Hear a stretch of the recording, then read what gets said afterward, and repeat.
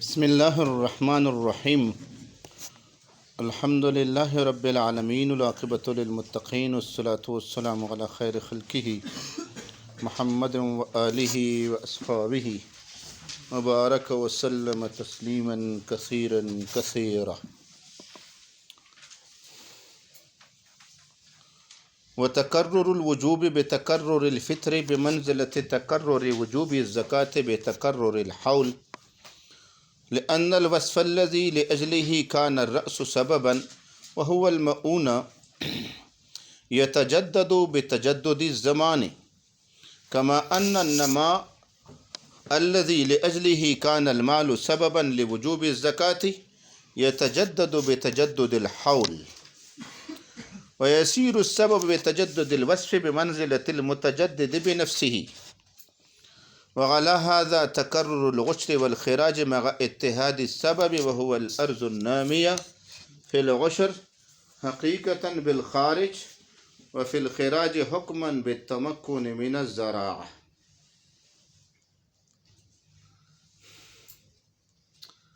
آپ کو بتایا پہلے کہ صدقۃ الفطر جس طرح اس صدقے کی اضافت رأس کی طرف ہے، اور زکوٰۃ الرأس اور صدقۃ الرأس کے ساتھ اس کو پکارا جاتا ہے اور یہ یاد کیا جاتا ہے، اسی طرح اس کی اضافت فطر کی طرف بھی ہے. صدقے کی اضافت فطر کی طرف بھی ہے، اور اس کے ساتھ ساتھ یہ فطر کے بار بار آنے، یعنی عید الفطر کے بار بار آنے کے ساتھ یہ صدقۃ الفطر بار بار واجب ہوتا ہے.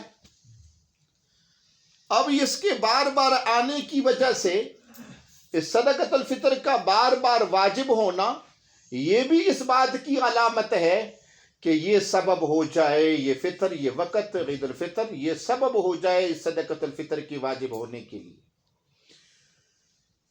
بہرحال صدقۃ الفطر کے لیے اس فطر کے سبب ہونے کی دو نشانیاں اس میں پائی جا رہی ہے.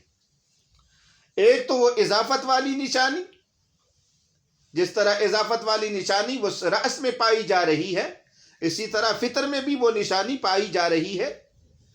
لیکن اس کے ساتھ ساتھ وہ دوسری جو نشانی جو آپ کو سبب کے معرفت کے حوالے سے بتائی تھی، سبب کے شناخت کے حوالے سے، کہ وہ لازم ہو کسی جس امر کے ساتھ حکم لازم ہے اور اس کے مقرر ہونے کے ساتھ یہ مقرر ہوتا ہے، تو یہ اس بات کی نشانی ہوتی ہے کہ وہ سبب ہے اس حکم کے لیے. اب یہ والی نشانی کس میں پائی جا رہی ہے؟ فطر میں، کہ فطر مقرر ہوتا ہے تو یہ صدقۃ الفطر مقرر واجب ہوتا ہے. اب چاہیے تھا کہ کس کو سبب قرار دیا جاتا؟ فطر کو سبب قرار دیا جاتا، تو آپ نے فطر کو سبب نہیں قرار دیا ہے، بلکہ رأس کو اور ذات کو سبب قرار دیا ہے. تو ایک تو وجہ ترجیح آپ کو پہلے بتا چکے ہیں کہ ہم نے اضافت تو دونوں کی طرف ہے، لیکن ہم نے وقت کو سبب نہیں قرار دیا اور رأس ذات کو سبب قرار دیا ہے. وہ کون سے وصف کی بنیاد پر؟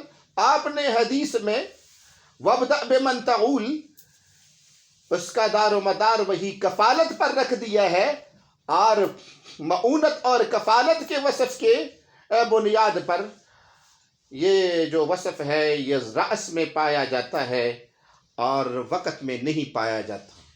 اس لیے کہ ذات اس کی کفالت کی جاتی ہے یا کفالت کرتا ہے کوئی؟ ذات یہ کفالت کرتا ہے یا اس کی کفالت کی جاتی ہے؟ وقت کو کفالت کی ضرورت، معونت کی ضرورت نہیں ہے. اس وصف کی بنیاد پر اس رأس کو ترجیح دی تھی اور رأس کو سبب قرار دیا ہے، نہ کہ فطر کو. اور یہی جو بار بار یہ جو فطر آتا ہے، یہ عید الفطر آتا ہے، اور اس کے ساتھ ساتھ یہ صدقۃ الفطر مقرر واجب ہوتا ہے، وہ اصل میں بظاہر تو یہ لگ رہا ہے کہ اس وقت کے مقرر ہونے کے ساتھ یہ صدقۃ الفطر مقرر واجب ہوتا ہے، لیکن در حقیقت اس طرح نہیں ہے، بلکہ اس فطر کے مقرر ہونے کے ساتھ وہ جو رأس اور ذات ہے اور اس کی جو صفت ہے جس بنیاد پر اس کو ہم نے سبب قرار دیا تھا، وہ جو کہ کفالت ہے، وہ کفالت سبب وصف وہ مقرر ہو جاتا ہے جس کی بنیاد پر یہ سبب قرار دیا گیا ہے، تو اس کے مقرر ہونے کے ساتھ اور نئے ہونے کے ساتھ ایسا ہو جاتا ہے گوئے کہ وہ رأس اور وہ ذات وہ متجدد ہے اور نیا ہے اور مقرر ہے، اور اس کے مقرر ہونے کے بنیاد پر پھر یہ صدقۃ الفطر مقرر واجب ہوتا ہے۔ بظاہر وقت کے تکرار سے لگ رہا ہے کہ وقت کے مقرر ہونے کے ساتھ یا بار بار آنے کے ساتھ یہ بار بار صدقۃ الفطر واجب ہوتا ہے، لیکن در حقیقت وہ ذات جس کی کفالت کی بنیاد پر یا جس پر ولایت اور کفالت کی وجہ سے سبب صدقۃ الفطر واجب ہوتا ہے، وہ جب وقت مقرر ہوتا ہے تو اس میں وہ جو وصف کفالت ہے یا معونت ہے وہ بھی مقرر ہوتا ہے، اور اس کے مقرر نئے ہونے کے ساتھ ایسا ہو جاتا ہے گوئے کہ وہ رأس مقرر ہوا، وہ ذات مقرر ہوا، اور اس کے مقرر ہونے کی بنیاد پر پھر یہ صدقہ بار بار واجب ہوتا ہے۔ جیسے کہ زکوٰۃ ہے، اب زکوٰۃ کے واجب ہونے کے لیے سبب، زکوٰۃ کے واجب ہونے کے لیے سبب وہ نصاب ہے، نصاب نامی، اور وہ بظاہر تو مقرر نہیں، وہی نصاب ہے۔ ایک سال گزر گیا، صدقۃ الفطر وہ زکوٰۃ ادا کرنا واجب، دوسرا سال گزر گیا، زکوٰۃ ادا کرنا واجب، لیکن جب سال مقرر ہو جاتا ہے تو اس کے ساتھ وہ جو نصاب ہے جس کو اس نامی ہونے کے بنیاد پر یہ سبب ہے زکوٰۃ کے واجب ہونے کے لیے، تو سال کے گزرنے کے بعد وہ جو نصاب ہے اس میں اس نما کے نئے ہونے، بڑھوتری کے نئے ہونے کے بنیاد پر یا بڑھوتری کی بنیاد پر وہ ایسا ہوتا ہے گوئے کہ وہ نصاب مقرر ہوا، اور اس کے مقرر ہونے کے بنیاد پر پھر زکوٰۃ مقرر ہو جاتی ہے، زکوٰۃ دوبارہ پھر ادا کرنی واجب ہو جاتی ہے۔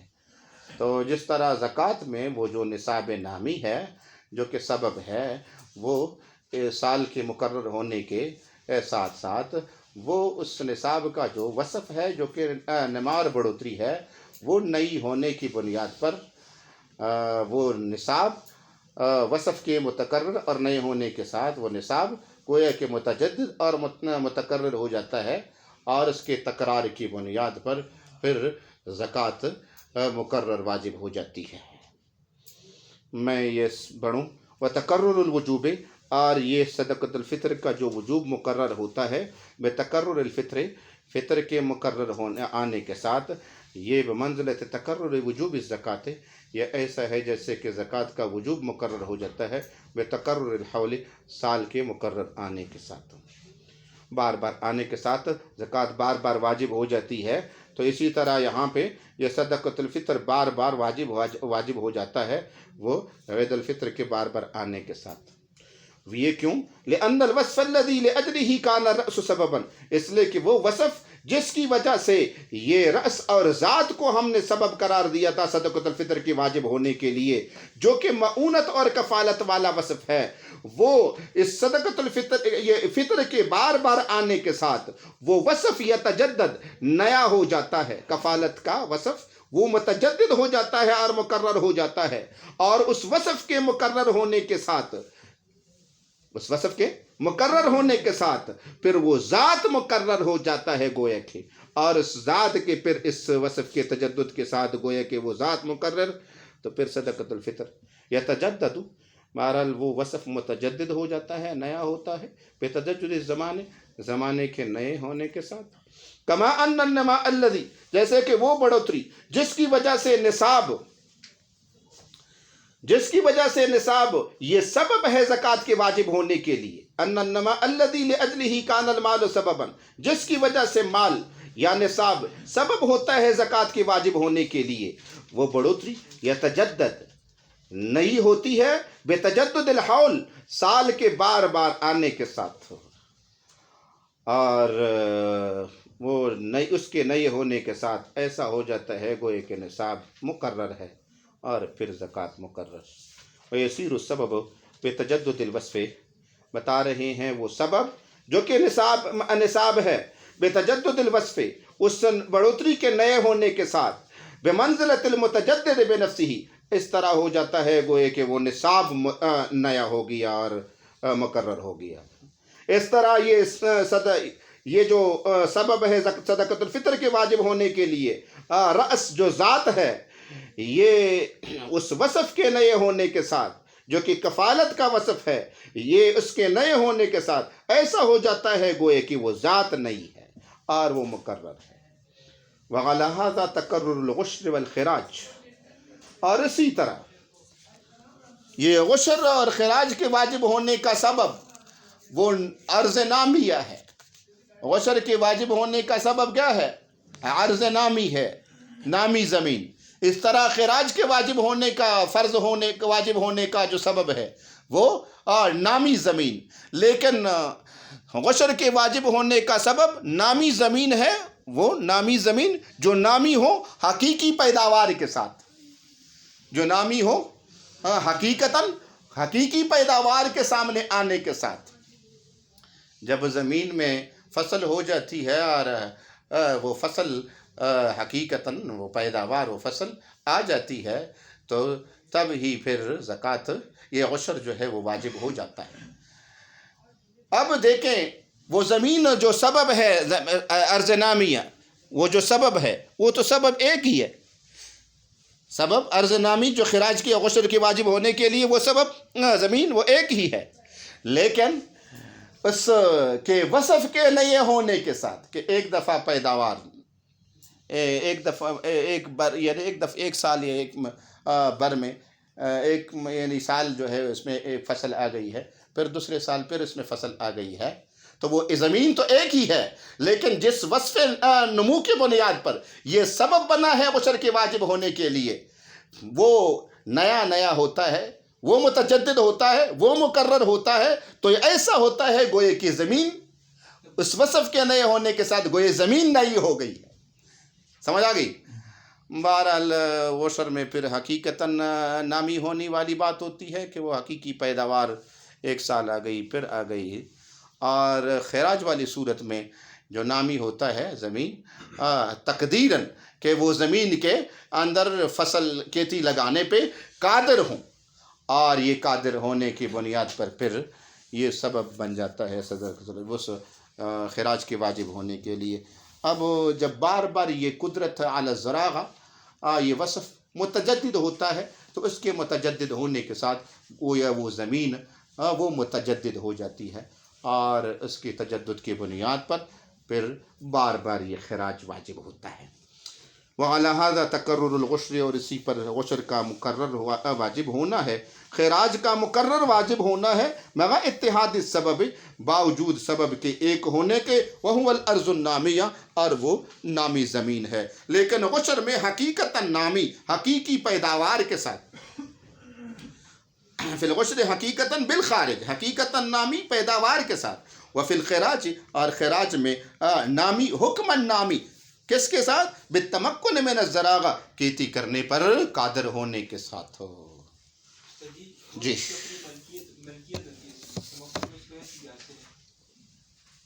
نہیں تمکن نہیں، کبھی تمکن نہیں ہوتا، زمین تو ملکیت میں ہے آپ کی، لیکن بارش نہیں ہے، بارش کے نہ ہونے کی وجہ سے آپ اس میں کھیتی ہل اگر چلا دیں اور دانے ڈال دیں بھی تو وہ اگیں گے نہیں، ٹھیک ہے؟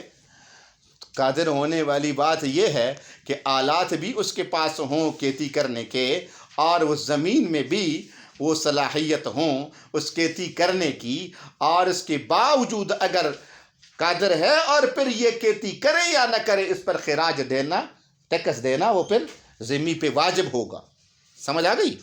اس میں فصل کا وہ نہیں ہے، اس میں فصل ضروری نہیں، مثلاً کسی ذمہ کے پاس زمین ہے اور اس زمین میں یعنی صلاحیت ہے، بارش ہے اور کھیتی کرنے کی صلاحیت ہے، اس کے پاس آلات وغیرہ موجود ہے، اس کے باوجود انہوں نے اس میں کھیتی نہیں لگائی اور غلہ نہیں بویا اس میں، اب اس کے ذمہ خراج واجب ہے، اس لیے کہ قادر تھا نا، اس قادر ہونے کے بنیاد پر یہ نامی ہے، حقیقت نامی نہیں، حکمن نامی، اور اس کی بنیاد پر خراج پھر واجب ہو جاتا ہے۔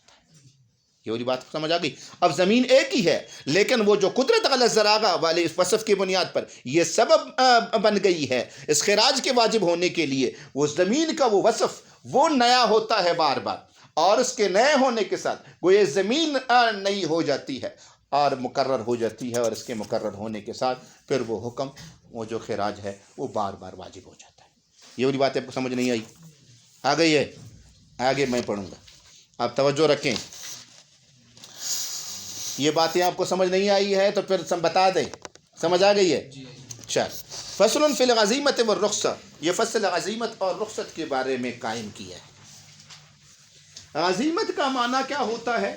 لغوی معنی عزیمت کا پکا ارادہ، پکا ٹکا ارادہ۔ مثلا کہا جاتا ہے عزمت علی کذا، میں نے فلاں کام کا پکا ارادہ کیا ہے۔ اور شریعت کے اصطلاح میں عزیمت ان احکام کا نام ہے جو اصل ہی سے وہ مشروع ہوں، اصل ہی سے مشروع ہوں، اور اس کی مشروعیت کسی عذر کے ساتھ وابستہ نہ ہو، جو اصلاً وہ حکم ہوں اور مشروع ہوں، اور ان کی جو مشروعیت ہے وہ کسی عذر کے ساتھ وابستہ نہ ہو۔ یہ بات سمجھ آ گئی؟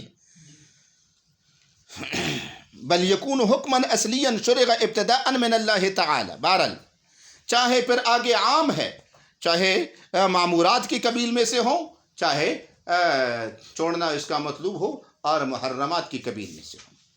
بہرحال احکام شرعیہ وہ والے احکام جن کی مشروعیت اصلاً مشروع ہے، اور شروع ہی سے اسی طرح یہ حکم ہے، کسی عذر کی بنیاد پر نہیں ہے، تو یہ پھر عزیمت کہلاتا ہے۔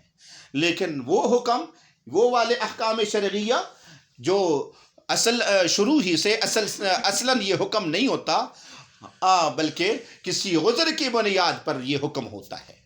مثلا مسافر ہے اور یا مریض ہے، تو سفر کے عذر کی بنیاد پر یا اس بیماری کے عذر کی بنیاد پر اس کے لیے روزہ افطار کرنے کا حکم ہے۔ اب یہ حکم روزہ افطار کرنے کا، روزہ نہ رکھنے کا، یہ رخصت ہے اور یہ اجازت ہے کہ یہ حکم شروع ہی سے اس طرح نہیں ہے، بلکہ ایک عذر کے ساتھ وابستہ ہے اس کی مشروعیت۔ یہ والی بات سمجھ آ گئی؟ اب وہ جو روزہ رکھنا ہے وہ عزیمت ہے، اور یہ ان اعذار کی بنیاد پر روزہ نہ رکھنا یہ رخصت ہے۔ یہ والی بات آپ کو سمجھ آ گئی؟ آگے پھر عزیمت کی تقسیم کرتے ہیں۔ بہرحال وہی فی احکام الشرع، یہ جو عزیمت ہے شریعت کے احکام میں، اسم لما ہوا اصل منہا، یہ نام ہے ان احکام کا جو اصل ہی سے جو حکم ہوں اور متعلق نہ ہوں اس کی مشروعیت عوارض کے ساتھ۔ یہ تعریف آپ کو سمجھ آ گئی ہے؟ والرخصت اسم لما بنی علی اعذار العباد، رخصت کا لغوی معنی سہولت ہے اور آسانی ہے، اور اصطلاحی معنی آپ کے سامنے ذکر کر لیا ہے، میں بھی ذکر کر چکا ہوں۔ وہ والے احکام جس کی کس پر بنا ہوں، جس کی مشروعیت کس بنیاد پر ہوں؟ اعذار کی بنیاد پر ہوں۔ جو اعذار کی بنیاد پر مشروعیت ہو جن احکام کی، تو وہ احکام کیا کہلاتے ہیں؟ رخصت کہلاتے ہیں۔ جیسے کہ میں نے ابھی آپ کو مثال دی ہے کہ سفر اور بیماری کی عذر کی بنیاد پر افطار کا جو حکم ہے، روزے نہ رکھنے کا حکم، یہ رخصت ہے اور اس کی اجازت ہے۔ والعزیمت اقسام اربعہ، عزیمت کے 4 قسمیں ہیں۔ کتنے اقسام ہیں؟ 4 قسمیں ہیں عزیمت کی، اور وہ 4 اقسام آپ کے سامنے شمار کیے ہیں۔ فرض ہے، واجب ہے، سنت ہے اور نفل ہے۔ اب ان کے درمیان آپ کے شارح نے وجہ خسر ذکر کی ہے۔ ان 4 اقسام میں منخسر ہونے کی وجہ کیا ہے؟ وجہ یہ ہے کہ یہ جو حکم شرعی ہے، اصلاً شروع ہی سے یہ جو حکم ہے، اس کا انکار کرنے والا یا تو کافر ہوگا یا کفر کی طرف منسوب کیا جائے گا، یا اس کا انکار کرنے والا کفر کی طرف منسوب نہیں کیا جائے گا، کافر نہیں قرار دیا جائے گا۔ اگر انکار، یہ حکم شرعی جو شروع ہی سے اسی طرح ہے عظیمت، اگر یہ ایسا حکم ہے کہ اس کا انکار کرنے والا کفر کی طرف منسوب کیا جاتا ہے اور کافر قرار دیا جاتا ہے، تو پھر یہ کون سی قسم ہے؟ یہ فرض ہے۔ اور اگر اس کے انکار کرنے والے کو کفر کی طرف منسوب نہیں کیا جاتا تو پھر خالی نہیں ہوگا وہ حکم، یا تو چھوڑنے کی وجہ سے عذاب اور سزا ہوگی یا سزا نہیں ہوگی۔ اگر سزا ہوں تو پھر کیا ہے، اور اگر اس کے چھوڑنے کی وجہ سے سزا نہ ہو پھر خالی نہیں، یا چھوڑنے والا ملامت کا مستحق ہوگا یا سرزنش کا مستحق ہوگا یا ملامت کا مستحق نہیں ہوگا۔ اگر مستحق ہے تو پھر یہ سنت ہے، اور اگر مستحق نہیں ہے تو پھر یہ نفل ہے۔ اور حرام یہ فرض کے تخت بہرحال داخل ہے، وہاں پہ کرنا ضروری ہوتا ہے، یہاں پہ حرام میں چھوڑنا ضروری ہوتا ہے، وہ مکروہ وہ واجب کے تخت بہرحال داخل ہے۔ اب فرض کی آگے تعریف آپ کو بتانا چاہتے ہیں۔ فالفرض ما ثبت وجوبہ، فرض یہ وہ عمل ہے یا وہ حکم ہے جس کا وجوب ثابت ہوں ایسی دلیل کے ساتھ جس میں کسی قسم کا شبہ نہ ہوں، نہ ثبوت کے لحاظ سے اور نہ دلالت کے لحاظ سے، یعنی اس کو ثابت یہ کرنے والی جو دلیل ہے وہ قطعی الدلالہ اور قطعی الثبوت ہوں، اور اس کے ثبوت میں اور دلالت میں کسی قسم کا شبہ نہ ہوں۔ یہ والی بات آپ کو سمجھ آ گئی ہے؟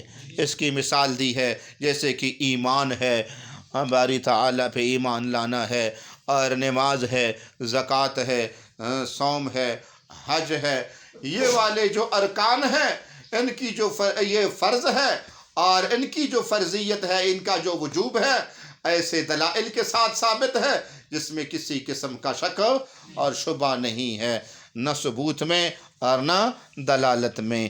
آگے حکم آپ کو بتانا چاہتے ہیں۔ وحکمہ، اور فرض کا حکم، اللزوم علما وتصدیقا بالقلب وعملا بالبدن، فرض کا حکم یہ ہوتا ہے کہ اس کو جاننا ضروری ہوتا ہے۔ کیا ہوتا ہے؟ لازم ہوتا ہے کہ آدمی ان فرائض کو جانے، فرائض کو جاننا ضروری ہوتا ہے، اور دل کے ساتھ اس کو فرض ماننا بھی ضروری ہوتا ہے، اور اگر اعمال کے ساتھ اس کا تعلق ہو تو بدن کے لحاظ سے، جسم کے لحاظ سے اس پر عمل کرنا بھی ضروری ہوتا ہے۔ علم کے بعد یہاں پہ تصدیق بالقلب ذکر کر رہے ہیں، تصدیق بالقلب ذکر کر رہے ہیں۔ یہ جو جاننا ہوتا ہے یہ کبھی غیر اختیاری بھی ہوتا ہے یا غیر اختیاری نہیں ہوتا، یقین ہو جاتا ہے آدمی کو غیر اختیاری طور پر جی، اور تصدیق اور ایمان یا ماننا وہ تو اختیاری چیز ہے نا، اس لیے بہرحال فرض والی بات کے بعد یہ قید لگا دی کہ جاننا بھی ضروری، اور آگے تصدیق دل کے ساتھ مان لینا وہ بھی ضروری ہوتا ہے، اور عمل کے ساتھ تعلق ہو تو عمل کرنا بھی ضروری ہوتا ہے۔ بات سمجھ آ گئی ہے؟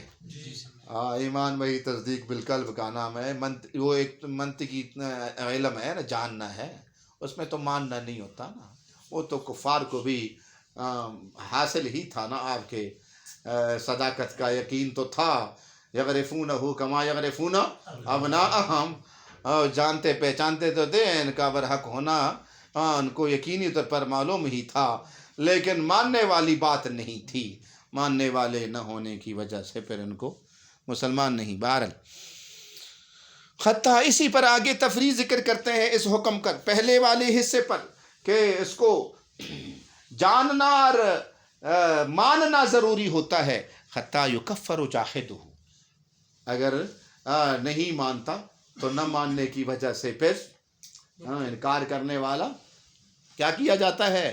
کافر قرار دیا جاتا ہے۔ یہ بات سمجھ آ گئی؟ خطا یہ اس پر تفریق ہے. اللزوم علما و تصدیقا بالقلب، ضروری ہوتا ہے جاننا اور دل کے ساتھ مان لینا، اور اگر اس فرض کو دل کے ساتھ نہیں مانتا اور فرض نہیں جانتا، فرض ہونے سے انکار کرتا ہے تو کافر قرار دیا جاتا ہے اور کفر کی طرف منسوب ہوتا ہے. اور آگے یہ عمل والی بات پر وَيُفَسَّقُ تَارِكُهُ بِلَا عُذْرٍ، اور فرض کو بغیر عذر کے چھوڑنے والا اگر کسی فرض عمل کو، نماز کو، روزے کو بغیر عذر کے کوئی چھوڑ دیتا ہے تو بغیر عذر کے چھوڑنے کی وجہ سے اس کو فاسق قرار دیا جاتا ہے اور فسق کی طرف منسوب کیا جاتا ہے. واجب کی تعریف آپ کو بتانا چاہتے ہیں. ما ثبت وجوبہ بدلیل فیہ شبہہ، یہ وہ حکم ہے جس کا وجوب ثابت ہوتا ہے ایسی دلیل کے ساتھ جس میں شبہ ہوتا ہے. ایسی دلیل کے ساتھ ثابت ہوتا ہے جس میں شبہ ہوتا ہے، یا تو دلالت میں شبہ اور یا ثبوت میں شبہ ہوتا ہے. دلالت کے لحاظ سے دلالت اس کی واضح ہوتی ہے، بات اس کو صاف واضح طور پر سمجھ آ رہی ہے، لیکن ثبوت کے لحاظ سے یعنی ثبوت تو قطعی نہیں ہے بلکہ ثبوت میں شبہ ہے، ظنی ہے. مثلا جیسے کہ اخبار احاد جو احادیث ہے نا، خبر واحد، صحیح حدیث جو خبر واحد ہوں تو اس کا جو ثبوت ہے وہ قطعی نہیں ہوتا، اب اس کے ساتھ پھر ثابت ہونے والا حکم وہی واجب ہی ہوتا ہے. یا قرآن کی مثلا کوئی آیت ہے، قطعی ہے، وہ ثبوت تو قطعی ہے، لیکن اس کی جو دلالت ہے اس مسئلے پر وہ صاف اور واضح اور صریح نہ ہو تو پھر اس صورت میں پھر وجوب ہوگا، حکم واجب ہوگا اور فرض نہیں ہوگا اس شبہ کی بنیاد پر. یہ بات سمجھ آ گئی. ما ثبت وجوبہ بدلیل فیہ شبہہ، آگے بہرحال حکم واجب جو ہے وہ حکم ہے جس کا وجوب ایسی دلیل کے ساتھ ثابت ہوتا ہے جس میں شبہ ہوتا ہے. حکم آپ کو بتانا چاہتے ہیں اللزوم عملا بالبدن لا علما علی الیقین. اس واجب کا جو واجب پہ عمل کرنا جسم کے لحاظ سے اعمال کے ساتھ تعلق ہے، بہرحال عمل کرنا اس پہ واجب ہوتا ہے، عمل کرنا اس پر لازم اور ضروری ہوتا ہے، لیکن یقین کرنا یعنی دل کے ساتھ جان کر دل کے ساتھ اس واجب کو واجب جان کر مان لینا ضروری نہیں ہوتا. بایمانہ ضروری نہیں ہوتا کہ اگر واجب کو کوئی واجب نہیں سمجھتا تو واجب نہ سمجھنے کی وجہ سے اس کو کفر کی طرف منسوب نہیں کیا جاتا، وہ کافر نہیں قرار دیا جاتا. یہ مطلب نہیں ہے کہ واجب کو واجب نہ جاننا اور واجب نہ ماننا کوئی اچھا عمل ہے، نہیں، واجب کو واجب نہ ماننا برا عمل ہے، لیکن اتنا بھی نہیں ہے کہ اس کی وجہ سے پھر یہ دائرہ اسلام سے خارج ہو جائے اور کفر کی طرف منسوب کر دیا جائے. مطلوب ہے کہ کیا کر دیا جائے، اس کو واجب سمجھا جائے، لیکن اگر واجب کوئی نہیں سمجھتا تو واجب نہ سمجھنے کی وجہ سے دائرے سے نہیں نکلتا. حتی لا یکفر جاحدہ ویفسق تارکہ، چھوڑنے والا بلا عذر چھوڑنے والا یہ فاسق قرار دیا جاتا ہے. اذا استخف باخبار الاحاد، بہرحال جب وہ اخبار احاد کو خبر واحد پر عمل کو کیا قرار دے، کیا کرے. ویسے اس کے دو مطالب ذکر کیے ہیں. استخفاف کا ایک مطلب یہ ہے کہ آدمی اس پر عمل کو واجب نہیں سمجھتا، ٹھیک ہے، خبر واحد پر عمل کو واجب نہیں سمجھتا خبر واحد ہونے کے بنیاد پر. اور ایک یہ ہے کہ خبر واحد کو وہ حقیر جانتا ہے، تو بہرحال اس کو حقیر جاننا وہ تو اچھا نہیں ہے، لیکن خبر واحد پر عمل واجب نہیں سمجھتا خبر واحد ہونے کی بنیاد پر یا خبر ہونے کی بنیاد پر. بہرحال ویسسق تارکہ اذا استخف باخبار الاحاد، جب کیا کرے اخبار احاد پر عمل کو واجب نہ سمجھے. واما متأولا فلا، بہرحال جب کیا ہوں کوئی تعویل کر لیں، تعویل کرنے والی صورت میں بتا رہے ہیں فاسق نہیں قرار دیا جاتا، بغیر تعویل کے اس طرح کرے، ٹھیک ہے. تو پھر فاسق قرار دیا جاتا ہے. لیکن اگر تعویل کرتا ہے کہ خبر واحد کو یا خبر کو ضعیف قرار دیتا ہے، وہ جو خبر جس کے ساتھ وہ ثابت ہے نا، اس خبر کو ضعیف قرار دیتے ہیں کہ یہ حدیث ضعیف ہے، ضعیف ہونے کی وجہ سے پھر وہ اس پر عمل نہیں کرتا. تو بہرحال تعویل کی بنیاد پر چھوڑنے والا فاسق نہیں قرار دیا جاتا، لیکن بلا تعویل اور واجب خبر واحد پر عمل کو واجب نہ سمجھنے کی بنیاد پر وہ چھوڑنے والا وہ فاسق قرار دیا جاتا ہے. بات سمجھ آ گئی یا نہیں آئی؟ دونوں میں فرق ہوا. یہاں تک میرے خیال میں کافی سمجھ آؤں گا.